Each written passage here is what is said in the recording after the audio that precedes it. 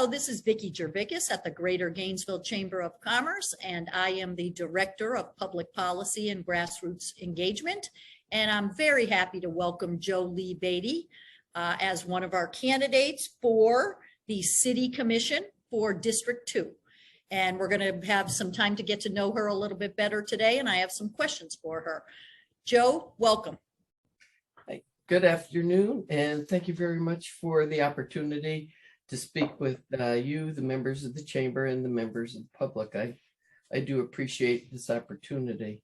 After 15 years of being almost exclusively devoted to following the city commission and trying to do my citizen duty, is a citizen oversight input into the business of the commission. I finally decided it was time to run. I initially got involved with the city commission over the biomass issue. A friend asked me to come to one meeting when the initial contract was going to be discussed, or the RFP. I can't remember. She said, it's just one meeting. And I went, and what I saw just led to a lot of questions. I've got a lot of curiosity and want to make the pieces of the puzzle fit.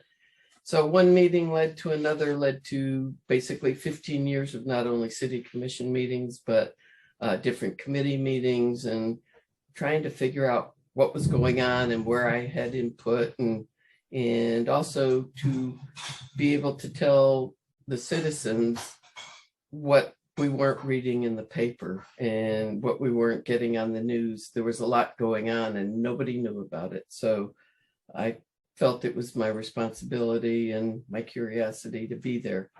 At this point in time, there are a lot of problems that I see. I did try, formed an organization called Gainesville Citizens Care. We actually sued to try to stop the biomass plant and stop the train wreck we saw coming at that point. And, you know, I've done that, and watching different issues that I got fairly deeply involved in, getting public records and that, the homeless issues, several other issues, now the housing issue. I saw this as an opportunity with 4 seats up that maybe there could be a change on the commission. So I decided, if nothing else, I was going to use this to get elected, but also to as an opportunity to inform the public of some things they may not know. Okay, terrific. All right, well, let's jump in with some questions, and you can tell us a little bit more about your platform and your thoughts. What do you perceive are the 3 most important concerns facing Gainesville right now? Well, first of all, I'd like to start facing the commission and the citizens. And that is what I've observed over the last 15 years of how the process has devolved, how the citizens have been cut out, how people don't know what's going on, and how the rules the rules by which the commission chooses to operate keeps on excluding the public more and more. And when I see that, you know, their goals, you know, their actions are counterproductive to their stated goals. So certainly, I think that we need to focus on the finances. People are really mostly unaware of the Auditor General report, which along with a handful of other people, I went to our legislative committee and helped get the state to kind of take a look at what the situation was in Gainesville. And, you know, unfortunately for Gainesville, or fortunately, the findings were what we expected. And hopefully the new commission will take to heart some of these things. The city's been kind of forced to address some of the finance financial issues, but they've kept that hidden from the public. The public really don't know what the report said, and in the times that the commission talks about it, it's they'll talk about it in the committee meeting where most people are not watching. We try to get things off of the consent agenda so the public knows. So, it's coming. So the finances, we have infrastructure problems, we have housing problems, and we have major public safety problems. And so I would say those, you asked for 3, that's 4.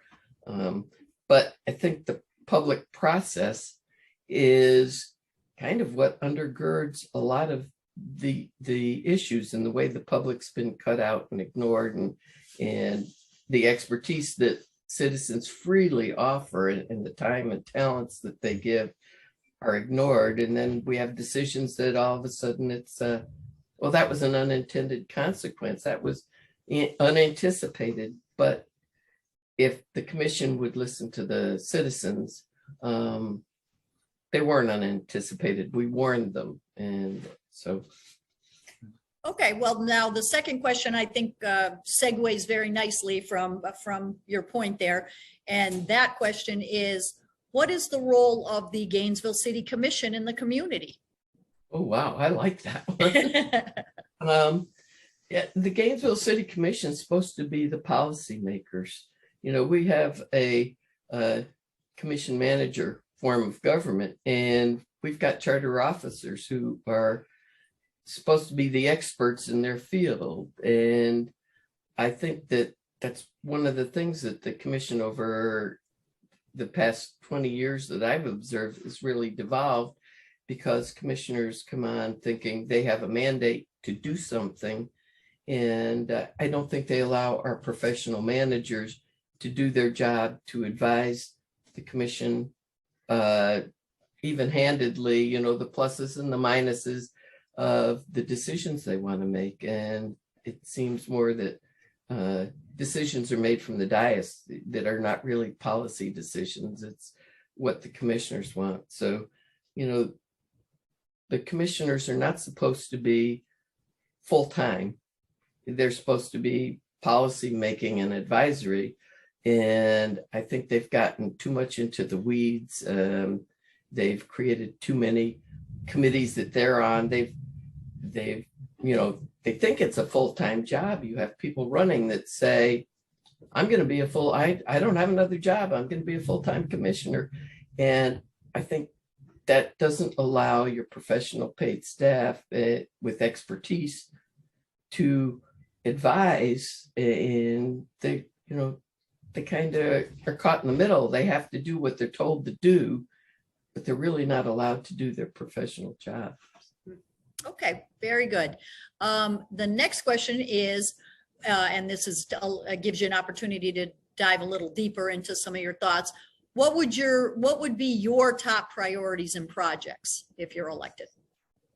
Well, first of all, I wouldn't be my personal top priorities. It would be what are the top priorities of the commission. Mm-hmm. And that I think is very important for the public and people running for office to know you're one of 7, and really whatever I want isn't what's important. It's what a vote of the majority of the commission wants. Now, my role would be to advocate for them to decide, that we come to an understanding about what it is. I would hope some of the things that I think are important would get the majority focus. So I think first and foremost is the finances, is addressing the results of the Auditor General reports. I think it's the finances. I think we need to look at our policies and procedures. What I find when you ask for public records, or when citizens try to interface with various aspects of the government and their daily needs and stuff, there's often no consistency, can't often point to the policies, and they change.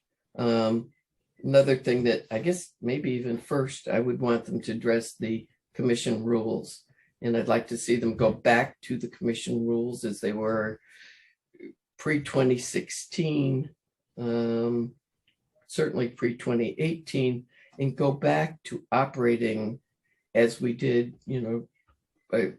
much earlier in the 2000s and the 90s, where, as I said earlier, the professional staff really was the ones that were advising and examining things without trying to fulfill an agenda of, of the individual commissioners. And I kind of lost track. So I think the first thing would be the structure of how the commission operates. I would want to create an environment where we are, once again, more welcoming to the citizens, where it used to be, you weren't cut off at 3 minutes. If you had something really good to say and information, commissioners would interact with you and ask you questions. Kim Tanzer would be an example. That's somebody who's put in a lot of time, research, comes with a lot of knowledge and understanding of some of the housing issues and that. And when you have somebody with that kind of expertise that has prepared, and for the commissioners maybe to enter into a dialogue, to accept or invite that kind of input, even if it's not right there at the commission meeting. Too often citizens with expertise are dismissed. So I would certainly want to encourage the public to come in. I think we need the public. Think we need to hear why decisions are good or bad, and we need to challenge ourselves. And I don't think it's bad to have commissioners of diverse backgrounds and not of one opinion. I think that we've lost something by not following Robert's rules, not following orderly decision making, and respecting differences of opinion and challenging ourselves. I think just because I have an opinion of how things should be done, I'm always listening.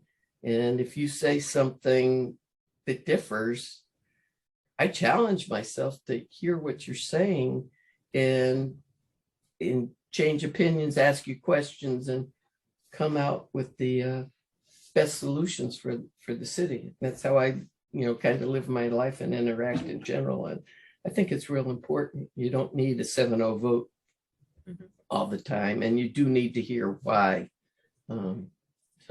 Right. Okay. And this is kind of a good, another good segue, and I'll remind everyone that you did not have the questions ahead of time, nor did any candidate. So question 4 is, there has been significant turmoil both within the commission and within city staff. How do you think that's best addressed? I think it's best addressed by having a commission that understands that. There's turmoil, but I think that all goes back to the policies and the procedures and the way things are happening and the way decisions are made. There's turmoil with the citizens. The citizens are so upset, not only over this exclusionary zoning, but as I said initially, it's about the process. And, we're given lip service on things. Oh, there's going to be a robust process. Yes, we'll have workshops, but you get to the workshops and they're very contrived and controlled, and it's leaving the citizens more upset. And, the dissension that they allude to is, their reasons for cutting citizen comment and what they allude to being like turmoil in City Hall. That's really not coming from the citizens. If people watch and really watch carefully and look at, the citizens are kind of put in a straitjacket, and they have a lot to offer, and it's not accepted. So I think it's the tone set by the commission, the tone set by accepting dissent, or I don't even mean dissent, contrary opinions, never do commissioners ask somebody who doesn't agree with them, tell me more. What should I be looking at? So I think that tone is set from the top, and the commissions of recent commissions have really forgotten who they work for and have lost sight of that. And rather than valuing the input, I mean, I've got a email during the biomass thing that we were just a disgruntled minority, and Mayor Poe goes around saying that, you know, it's more important to reach out into the community and have more community input, and he gives more credence to that than to those that keep coming to the meetings and saying the same thing. And when you've got people that are well informed in that, you know, you have to respect them. And so I think the commission has to respect the people, and they have to understand. And I think part of the dissension, I forget what the word was you used for the staff, but the turmoil on the staff. I think staff, you know, doesn't feel respected either. Some of these people are not allowed to really use their professional expertise and that to do their job. And as I said in my flyer that I'm handing out is, you know, it's time for the commission to stop micromanaging. And so I don't think it would take a lot to change the tone, although it will take the right people being elected in all of these races. Okay. All right. And then we have a final question. That's one of those big closing out wraparound questions, which is, why should members of the business community vote for you?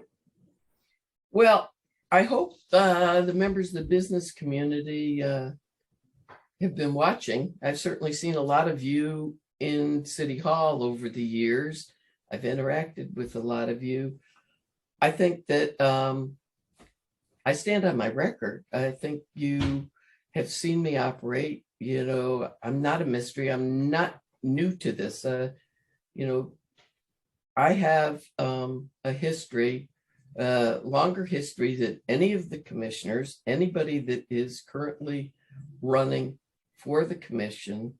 I've been there, and you know, my record is pretty clear. And if anybody wants, I'll teach them how to search the videos, and you can see my citizen comments. I think that the local business community should really be behind me, because I've spoken out often about what the decisions of this commission have done to local businesses. And so now we have more big businesses coming in from out of town and really squelching the local population. And unless that is the chamber's goal, you know, to have all these big businesses come in and do away with,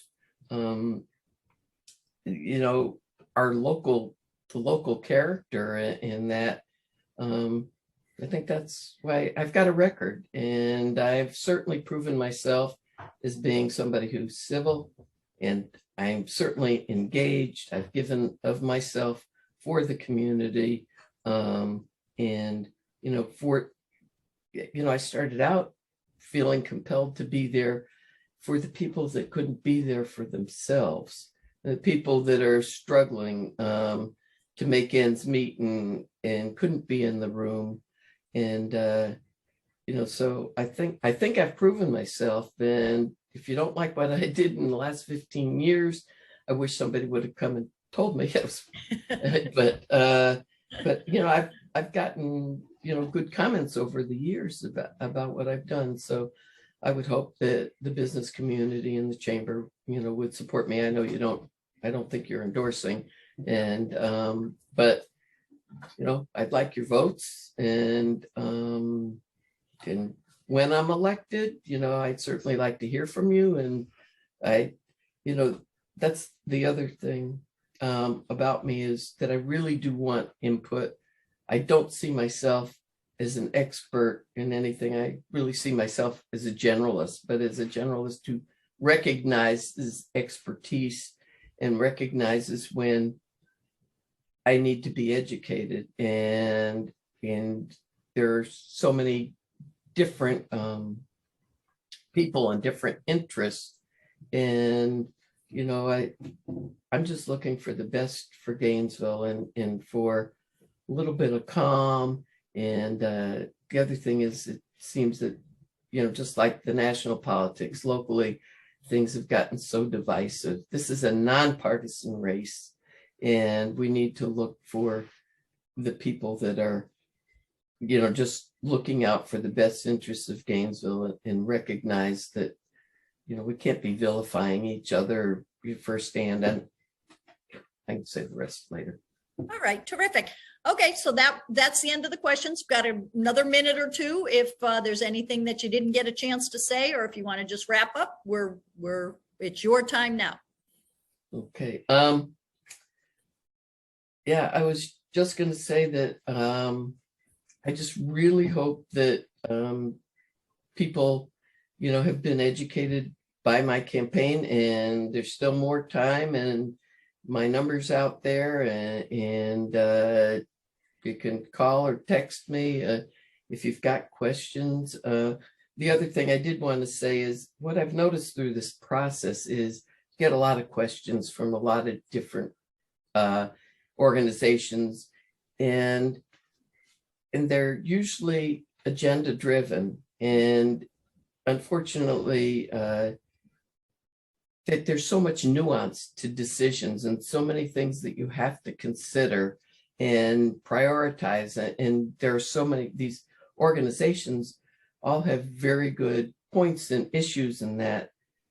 But I don't think an election should be, your vote should be decided on issues. I think it's more important that you look at how people make decisions, and recognize that these things are not black and white. If you want the commission to say they're going to buy green widgets, and you have all the reasons why green widgets are good, you have to figure out where that falls in the scope of what's good for everybody. And, you know, our budget. I mean, the first thing we've got to start consolidating our general government budget so we can get those GRU rates down. They talk about affordability. Affordability is not just what we pay for our homes.